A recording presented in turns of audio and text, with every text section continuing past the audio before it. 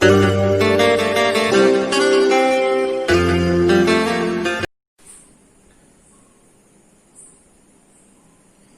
ये रहे आपकी स्क्रीन पे 4 क्वेश्चन। ठीक, 4 क्वेश्चन हैं, ये आपको करने हैं या हम ही करा देते हैं। तो क्वेश्चन कैसे करेंगे, क्या है, देखो, an electric machine of what 600 what is used for 6 hours per day. Calculate the energy consume in 1 day by electric machine. देखो, एक फार्मूला ऐसे भी कर सकते हो, जैसे मान लो एक होता है नंबर ऑफ यूनिट्स जो घरों में इस्तेमाल होती है लाइट, तो वो हम किसमें यूनिट्स में नापते हैं। ठीक, हमने जो फार्मूला किलोवाट पढ़ाया था, तो किलोवाट आवर्स को बताया था हमने, क्या किलोवाट आवर्स को क्या कहते हैं, यूनिट कहते हैं। तो नंबर ऑफ यूनिट्स का टू होता है watt into hours into number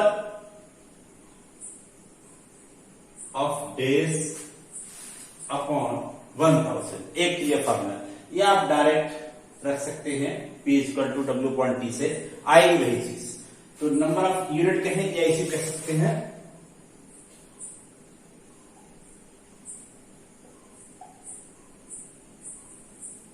ठीक, किलोवाट आवर्स कह सकते हैं, या इसको नंबर ऑफ यूनिट कह सकते हैं। अब watt into hours into number of days upon 1000।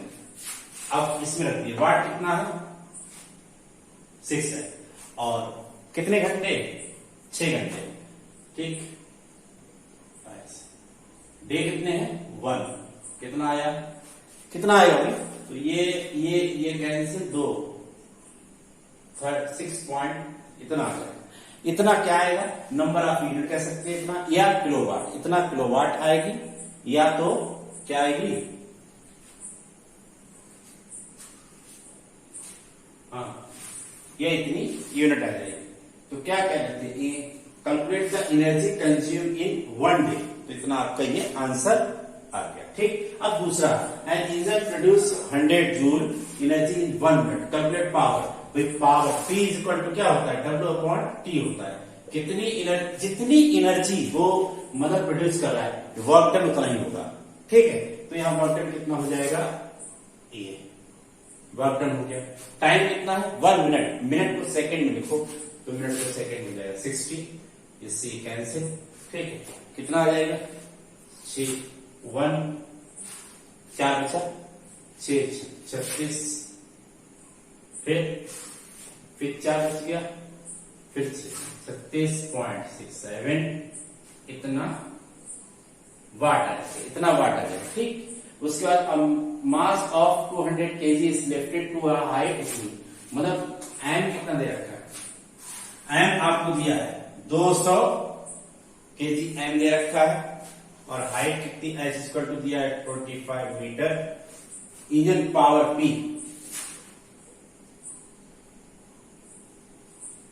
Kilowatt, ये वाट कैसे, 1000 से मल्टीप्लाई कर दे, 1000 से मल्टीप्लाई कर दे, क्या हो जाएगा, वाट में चेंज जाएगा किलोवाट। ठीक, टाइम देखिए, टाइम पूछा है, क्या होता है, P इक्वल टू W/T। ठीक, P इक्वल T, और यहां पर ये होता है mgh/T। समझो, W का फॉर्मूला क्या है, पहले पढ़ चुके हो, W फॉर्मूला क्या होता है, mgh, W equal to mgh, W equal क्या होता है, mgh, वही लिख दिया उठा करके। ठीक, अब ये और ये दोनों ले लो, तो इससे क्या निकल के आ रहा है, P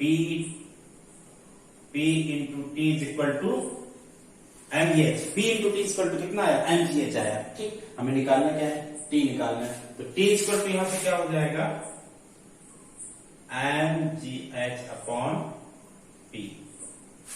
m की वैल्यू कितनी है, m की वैल्यू कितनी है, 200, g की वैल्यू कितनी है, 10, और h कितना है, h 25, तो 25 रखो, और P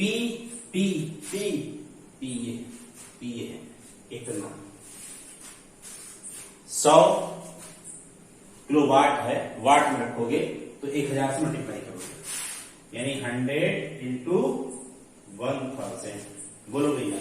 ठीक, अब देखो इससे ये कैंसिल होगा तो 4 आएगा।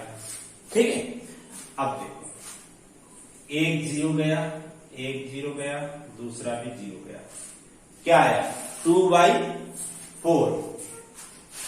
इसको इससे कैंसिल करो 0.05 आ गया।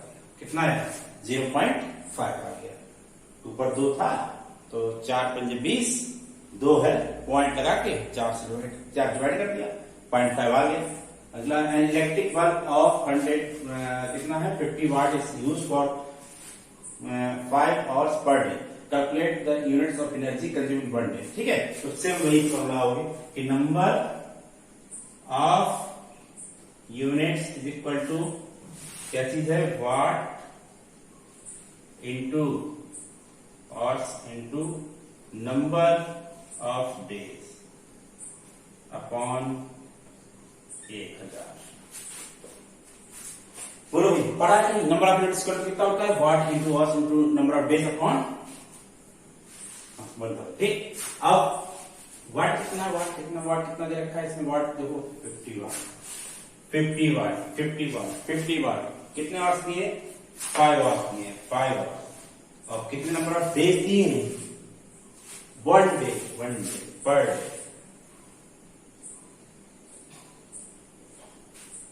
कितना आया भैया देख लो, भाई देख लो, ये कैंसिल, 5 से कैंसिल कितना आया 20, और इससे कैंसिल कितना आया 4, 1/4 यानी 0.25, इतना ही आंसर आ गया। ठीक,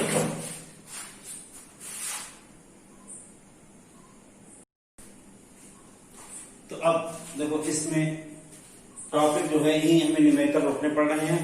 क्यों रोकने पड़ रहे हैं, क्योंकि कुछ टॉपिक आपकी बुक में जो दे रखे हैं, जैसे मान लो लीनियर मोमेंटम का नाम आया, अब आपको ये पता नहीं लीनियर मोमेंटम क्या होता है, तो हमें पढ़ाना पड़ेगा।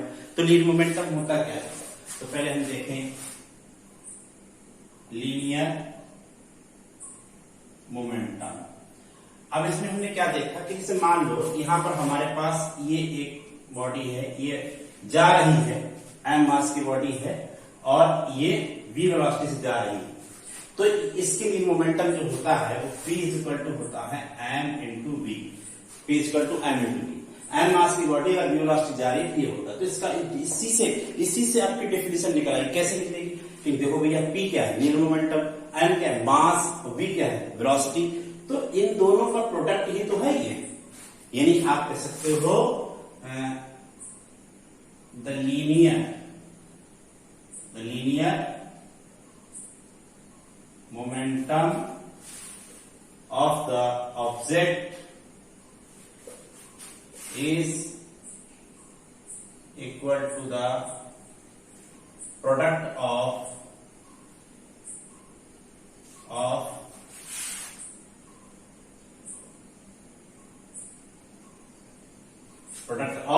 mass of object and velocity of object. Mass of object velocity of object के इक्वल होता है। अगर हम बात करें इसकी डेंसिटी की, सॉरी इसकी मतलब फार्मूला क्या हो जाएगा, तो फार्मूला क्या होगा P equal to m into V, ये फार्मूला है। अब इसकी यूनिट की बात करें, यूनिट एक चीज और लिख दो, ये जो होती है वेक्टर क्वांटिटी होती है, तो it is a vector quantity. ये कैसी है वेक्टर क्वांटिटी है। फिजिक्स की भाषा में से स्केलर है कि वेक्टर है, तो इसमें डायरेक्शन होती है, तो इसलिए क्या हो जाती है वेक्टर क्वांटिटी हो जाती है। ठीक, अब यूनिट इसकी क्या होगी, तो यूनिट जब होगी यूनिट ऑफ पी कहोगे, तो यूनिट ऑफ एम रखना पड़ेगा इंटू यूनिट ऑफ वी रखना पड़ेगा, यूनिट ऑफ एम वी रखना पड़ेगा। तो यूनिट ऑफ एम क्या है किलोग्राम, और इसकी क्या है मीटर पर सेकेंड स्क्वायर, सॉरी मीटर पर सेकेंड। तो ये इसकी यूनिट आ गई, किलोग्राम मीटर पर सेकेंड यूनिट आ गई। ठीक है, अब उसके बाद आता है रिलेशन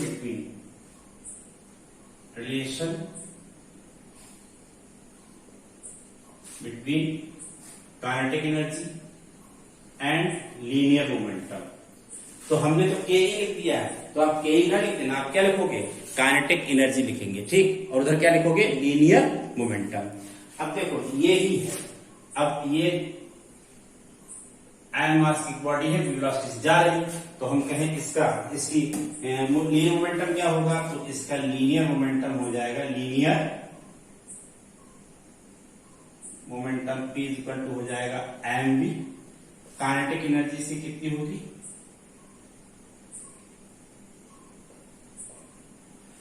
सिंपल सी बात है भाई, लीनियर मोमेंटम क्या होगा इसका, आप कहोगे एम इंटू वी, कुछ टफ वाली बात नहीं है, आसान चीज है, पढ़ रखा है। लीनियर मोमेंटम दोनों का मल्टीपल होता है, रख दिया। ठीक, काइनेटिक एनर्जी कितनी होती है, हाफ एम वी स्क्वायर, वो भी रखती है, हाफ एम वी स्क्वायर रख दिया। ठीक है, अब आपने इधर इतना कर सकते हो भाई, इसका लीनियर मोमेंटम लिख दिया, इसकी काइनेटिक एनर्जी लिख दी, अब दोनों तरफ एम से मल्टीप्लाई कर दिया, एम के is equal to half m v square, इधर भी एम से, इधर भी एम से मल्टीप्लाई किया, उधर भी एम से मल्टीप्लाई किया, दोनों तरफ हमने एम से मल्टीप्लाई कर दिया, कोई फर्क नहीं पड़ेगा, क्योंकि हमने दोनों तरफ किया, एक तरफ ना कर देना, दोनों तरफ करना। ठीक, तो ये हो जाएगा, ये टू इधर आ जाएगा, टू एम के, टू हम ले आए कहा, इधर ले आए, इधर क्या बचा, तो आप कहोगे एम एम स्क्वायर, यानी इसका भी स्क्वायर और उसका भी स्क्वायर, एम एम का भी स्क्वायर हो गया, बी स्क्वायर पहले से, तो क्या हो जाएगा, एम बी का स्क्वायर हो गया। ठीक, अब देखो इस टू एम के इक्वल टू, ये क्या हो गया, ये क्या होगा, पी का स्क्वायर हो गया। ठीक, तो पी इक्वल टू कितना होगा, पी स्क्वायर इक्वल टू कितना होगा, टू एम के, तो पी इक्वल टू कितना हो गया, पी इक्वल टू हो गया अंडर रूट टू एम के। ये रिलेशन हो गया between the kinetic energy and linear momentum. ठीक, समझ ले अच्छे से, ना दिख रहा हो तो बताइए भाई, दिख रहा है, अब और क्लियर हो गया होगा। ठीक, देख लीजिए एक बार।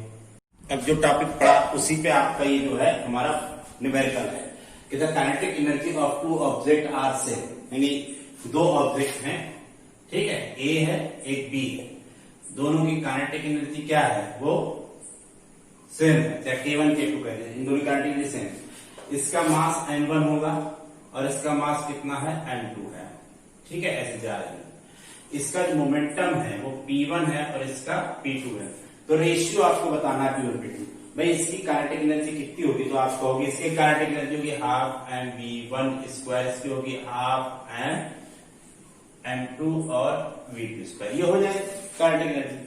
लेकिन अब देखो ये सब निकालने से कोई फायदा नहीं, आपने फार्मूला पढ़ा है। देखो फिजिक्स में क्या होता है कि फिजिक्स बिल्कुल आसान, आपके लिए बहुत आसान हो जाएगी, बस केवल आप दो काम करिए, डेरिवेशन पे ध्यान दीजिए और न्यूमेरिकल पे ध्यान दीजिए, डेरिवेशन और न्यूमेरिकल पे ध्यान दीजिए। ठीक, जितना ज्यादा से ज्यादा प्रैक्टिस करेंगे, जितनी ज्यादा से ज्यादा प्रैक्टिस करेंगे, फिजिक्स आपको उतनी अच्छी आएगी।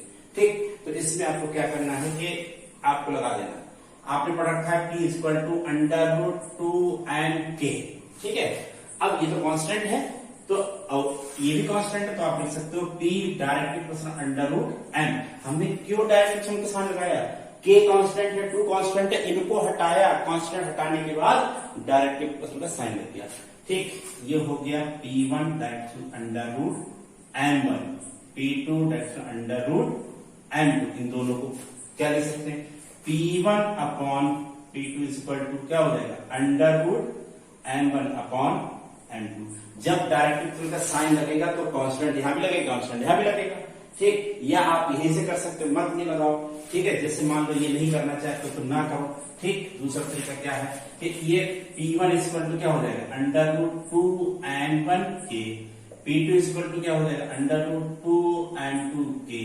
ठीक, P1 upon P2 equal to क्या हो जाएगा, अंडर रूट टू M1 के अंडर रूट टू M2 के, cancel, P1 upon P2 equal to क्या हो गया, under root M1 upon M2। ये आंसर आ गया। क्या किया, P1 की वैल्यू लगा दी, P2 की वैल्यू लगाई, उसका अपॉन में कर दिया, बस आ गया।